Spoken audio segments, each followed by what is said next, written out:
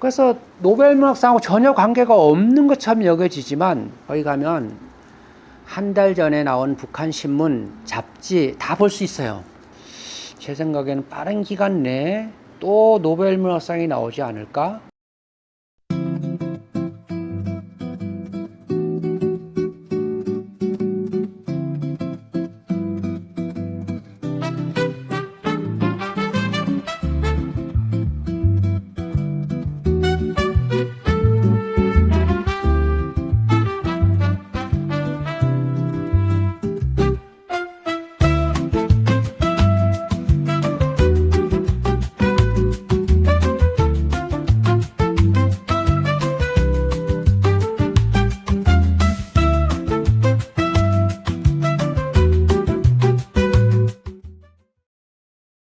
(88년에) 서울 올림픽이 열리면서 당시에 이제 정한모 그 문체부 장관이 납북 월북 문학을 해금하는 정책을 발표해요. 음악도 하고 미술도 했죠.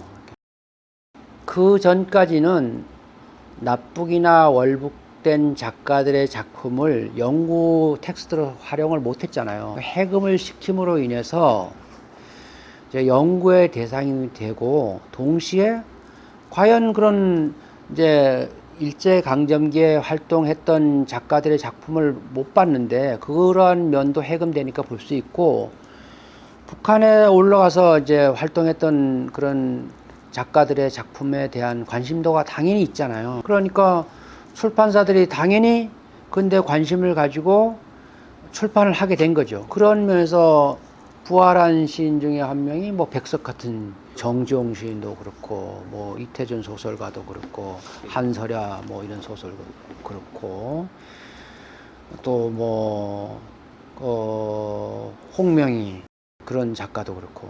그래서 정책적으로 월북, 제북 작가는 아니고 월북, 납북 작가들의 작품이 해금되면서 북한 작품을 남한에서 독자들이 볼 수 있고 연구 대상으로 삼을 수 있어요. 그래서 특히 이제 그런 정책이 진행되면서 김대중 정부 때 남북한 화해 무드가 이제 전 우리 조선 지역에 뭐랄까 넓어졌잖아요.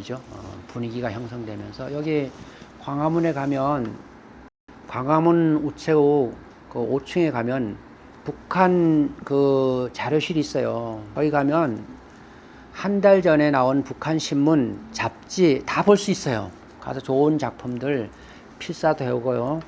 한때는 그래서 북한 소설 뭐 뻐국새가 울던 곳, 또 용광로 뭐 등등 우리나라 독자들이 북한 소설에 대해서 상당히 호기심을 갖고 관심을 가져서 그 뭐라고 할까요? 인기가 있던 시절도 있었어요. 그런데 그러니까 또 북한의 변화도 이렇게 읽게 되고, 그래서 그런 호응도가 있었는데, 정치적인 면도 없지는 않겠지만 우리나라만에 있는 독자들이 정치적인 이유보다는 자연 수용적인 차원에서 이 수용의 정도가 좀 떨어져서 독자가 좋아서 읽거나 연구자가 가서 연구하거나 그런 게 지금 없는 거죠. 그래서 조금 아쉽죠.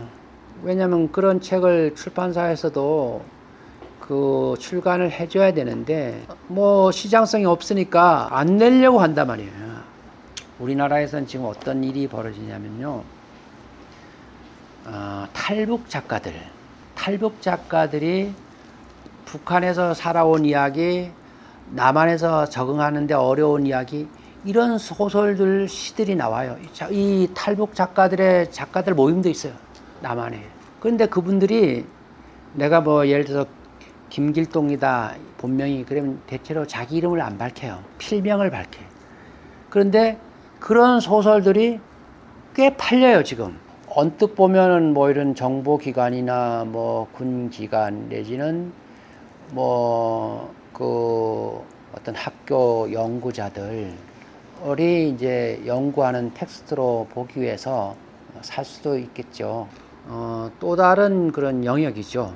우리가 그 해금 조치 이후에 월북, 납북 작가들의 작품에 대한 관심을 가졌는데 그게 이제 관심도가 떨어진 반면에 그 사이에 탈북한 작가들이 꽤 많아서 그들이 쓰는 작품이 우리 남한 독자들이 읽는 그러한 문화의 지금 변화가 지금 있는 거죠.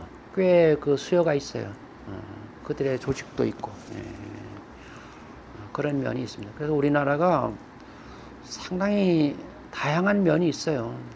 그래서 한강 작가의 노벨 문학상이라는 게 한 작가의 뛰어난 면에 의해서 수상했다고 보기가 어렵고 우리가 내부에서 생각하는 것보다 훨씬 다양하고요. 변화가 많아요.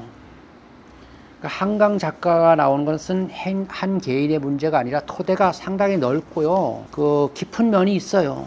그래서 우리나라 소설도 해외에도 번역이 많아지고요. 지금 또 외국 작품 우리나라에서 많이 또 번역하고요. 지금 민음사에서 뭐 세계문학 전지, 뭐 창비, 문학동네, 문지, 뭐 푸른 사상 이런 데서 세계문학 전집을 지금 내고 있잖아요. 그러니까 우리나라가 그 작은 나라가 아니에요. 상당히 큰 나라예요, 지금 이게.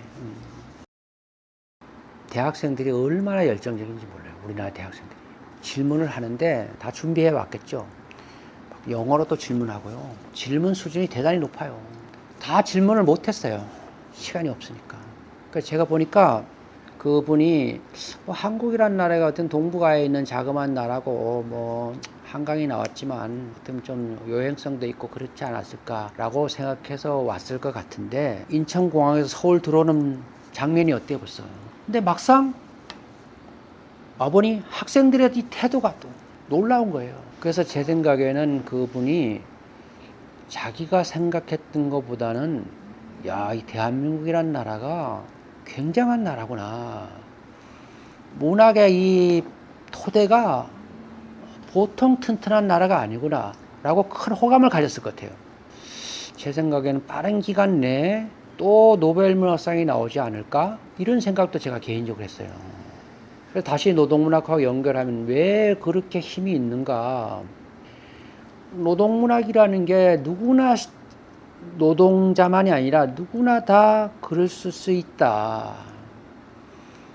그래서 내 문학이 사회의 한 구성으로서 역할을 할 수 있다. 이런 강한 자신감. 제가 아까 문화의 혁명이라고 했는데 이런 역할을 한 게 노동문학이에요.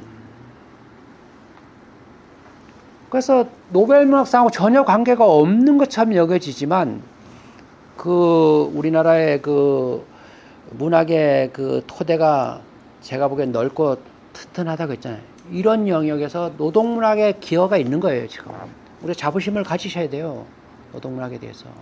노동문학의 기여가 어떤 것이 있느냐면 아까 창작 주체도 그 노동문학 이전에는 특정한 사람들, 특정한 능력과 인맥을 가지고 있고 특정한 매체로서 인정돼야지만이 작가로서 공인됐는데 노동문학의 등장으로 인해서 동인지, 무크지, 어떤 노동조합의 어떤 기관지, 회보 이런 걸 통해서 작품을 발표해도 이 작가로서 시인으로서 얼마인지 인정되는 이런 풍토가 이러한 정치적인 문제에 대한 관심, 발언, 문학적 형상화도 훨씬 자신감을 갖게 된 데까지 간 거예요, 이게.